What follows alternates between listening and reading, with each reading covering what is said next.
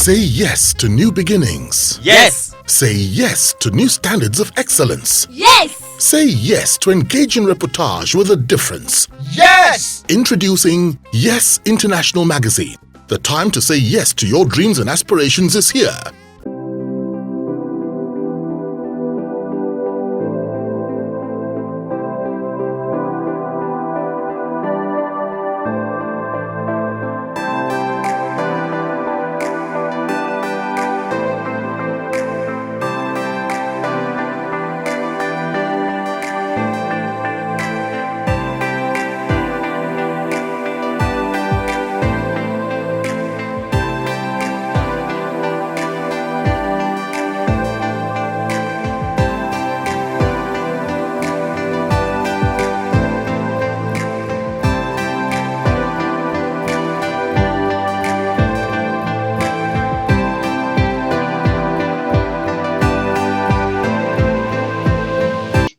Now, of all the actors I have worked with, who has impressed you the most and why?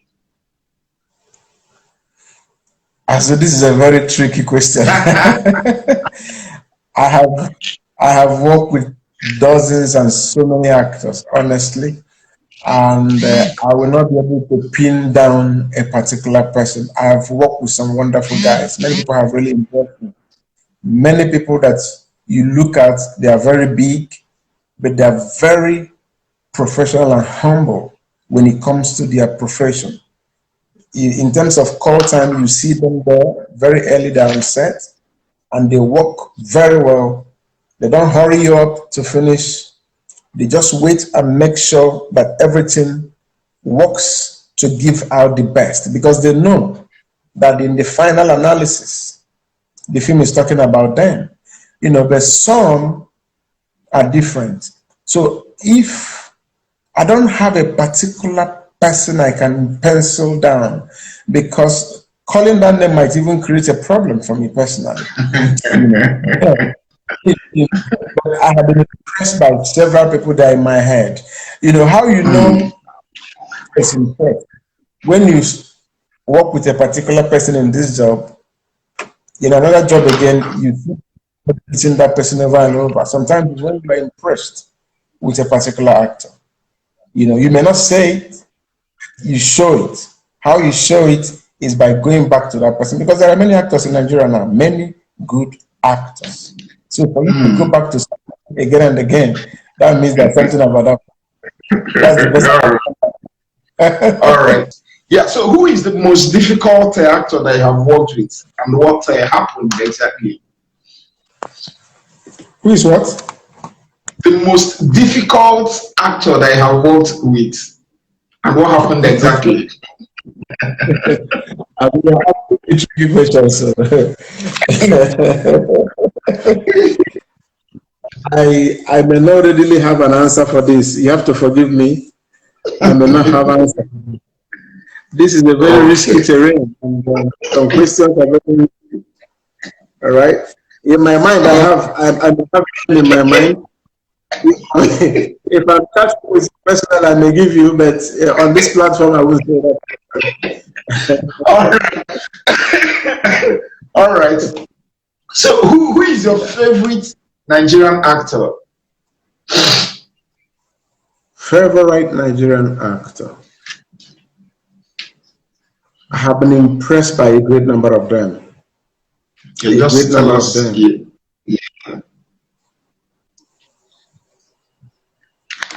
Yeah. Can we know some of these people who have impressed you? We're waiting, Mr. Teco Benson. All right. I have worked with lots of people, and if I want to go back to people I've worked with, from your question, you want me to talk in general. At least, even if I haven't worked with a particular actor, I have seen people play on the screen, so I should be able to judge and tell you this person is good and this person is good. But your question is not limiting to the people I've worked. Is your call? Is your call? All right. I don't know why I'm not very good in mentioning these names, because Honestly, I'm impressed by a lot of performances by a lot of actors in Nigeria right now. And I've worked with Richard Mepedamigo. Richard is very good. You were there on set with us when we did The Price. Yeah, I remember in Calabar. His interpretation was so amazing that till today, when I watch that movie again, I come to that particular scene where Richard came back to that church. I still cry, I still shed tears. And that was because of the kind of interpretation he gave that movie. JT Tom West is late. That guy blew my head when I gave him that role in State of Emergency. State of Emergency, I remember. Unfortunately, he didn't live long to enjoy the fruits of his labor. May his soul rest in peace. That guy is one head. Then, coming down to some of the young actors we have today, recently I worked with Enyinaya Igwe. Enyinaya is a great actor. I've worked with Chris Okabwe. Chris Okabwe is great. He's a great actor. I work with Eddie Watson. These guys are good. I've worked with, you know, Hank Anuku. You remember him, right? Yeah, I remember. I remember Hank Anuku. They're great guys. There are many names. Yeah, then I'm trying to remember. Good. You know the guy they call Frederick Leonard? Yeah, I do. I do. Frederick, my first encounter with him was the movie Accident. The guy, you know, he really blew my mind in that movie. I love that. And eventually turned around his destiny and his career for the better and for the best. Wow. Frederick has become a phenomenon.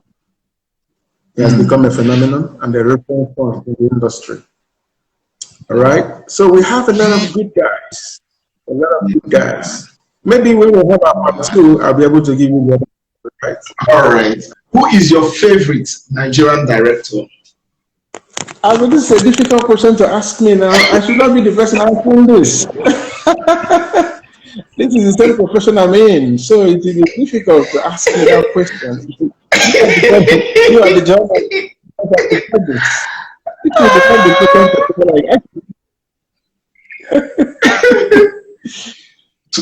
So you're saying you don't have any answer for that question? There's no way we know. There's no way we know because we are in the field doing the same thing. So the people should be the judge. You know, they should know the people who are doing well and people who are not doing well. So honestly, I don't know. All right. Now, what is your candid assessment of Nollywood? Nollywood actually is the best thing that has happened to Nigeria. Wow. This movement was re-echoed in the year 2003 when we went to the Nigerian embassy in New York. No, in Washington, actually. The then ambassador made it very clear because he's been an ambassador for many years and he was there and witnessed Nollywood and the impact it has made all over and the glory it has brought to Nigeria. And he made that statement that the best thing that has happened to Nigeria is Nollywood. And I'm telling you here again that the best thing that has happened to Africa and the black race is Nollywood. Wow. Because of Nollywood, there has been serious revolution in the entertainment sector of the entire African landscape. Many African countries are coming up with their film industries right now. For the first time, the world saw the story of Africa from the Africans themselves. Because the white people have been telling their stories from their perspective. And their perspective has been about Tarzan, the Jungle Boy. about Africans living in trees with monkeys and exchanging plantains and apple. And these are the impressions their children have of Africa, unfortunately. But thank God for Nollywood. We came and we told the truth. We said it the way it is. And people began to see.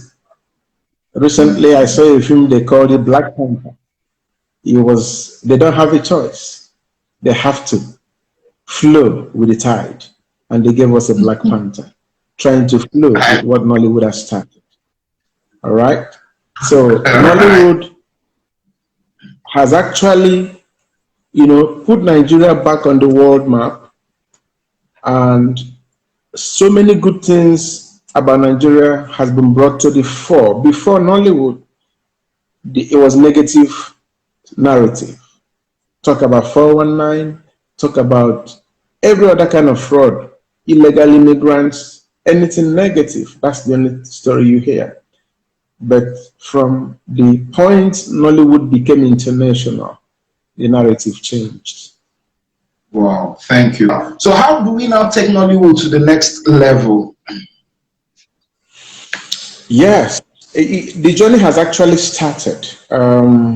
The beautiful thing about Nollywood, I remember those days, people laughed at us when we were making our films and video, because video from the beginning wasn't the format for making movies. Movies were made on 35 millimeters.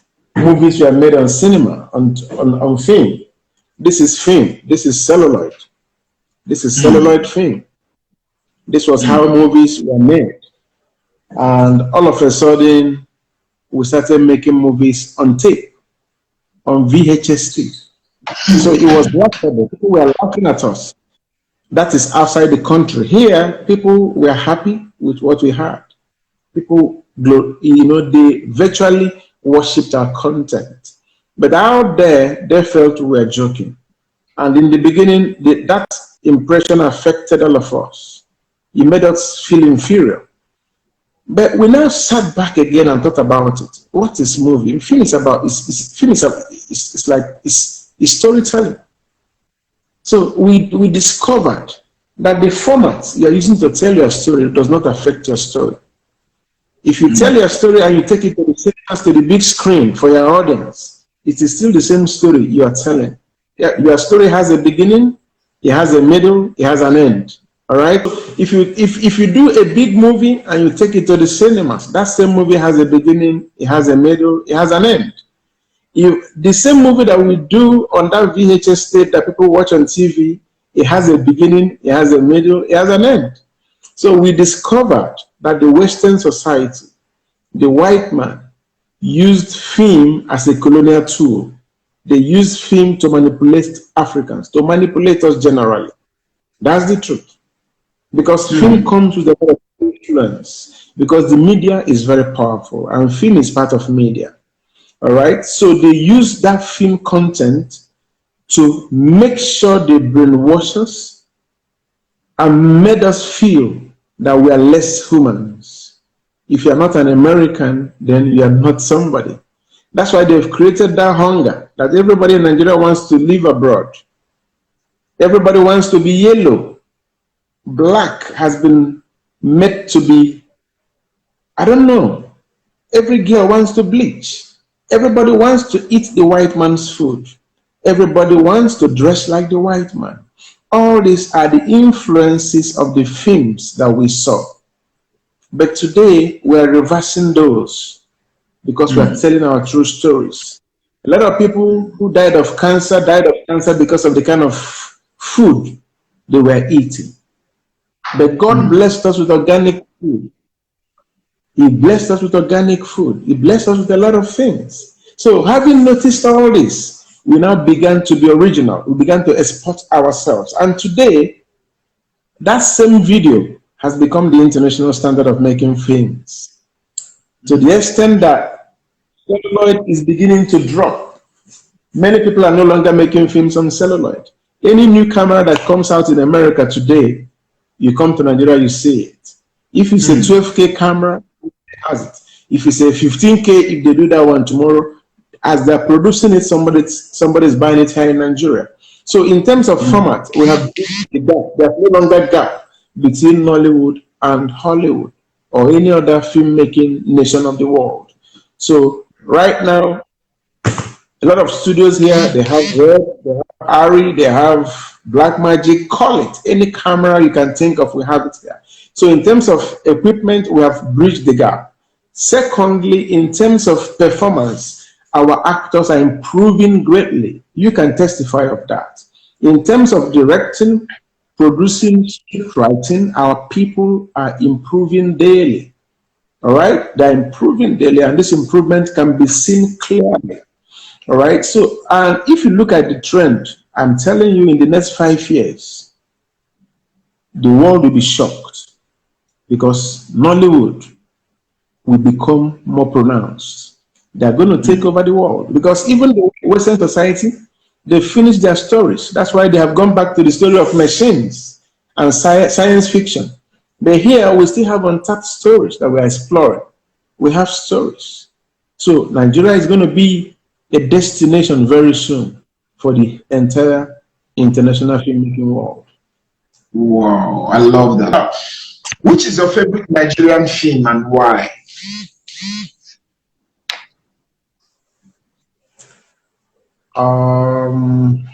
Honestly, I can't remember now. My brain, I can't remember now. But now, to remember my favorite one now will be difficult. This is like a jump, like a weird question. I have to go and think actually before I come up with the answer. All right. Now, as a director, what distinguishes Teco Benson from the others? What stands you out? What separates you? I think it's this style and the interpretation because as an individual director, I have my own special way of interpreting my stories. And I have some unique styles I use in telling my story and in directing my movie. One of the things that I appreciated a long time ago was the fact that a lot of audience, a lot of people who watched my movies told me that they were able to identify my movie, that even if they come in between my movie without seeing the opening credits, that if they watch that film for 10 minutes, that they can tell that this is a Teco Benson movie. I have seen a lot of people tell me that they can just see a film, see it for 5 minutes, they've not seen the name of anybody, they can just guess this must be a Teco Benson film, and lo and behold, when the end credit comes, they see my name there. So it shows they've been able to identify my style, the way I do this stuff. You know, right? So it's kind of, it gave me a kind of I really, you know, in the looking at it from many years ago when this information was coming to me, it made me realize that people are watching. So I became very careful. All right. And like I tell people, most of these films we are doing is going to stay even after we are dead. So knowing that people are looking at this film in this detail, you know, in the beginning when we started, it wasn't like this. But now the audience that's so matured, some people take the audience for granted.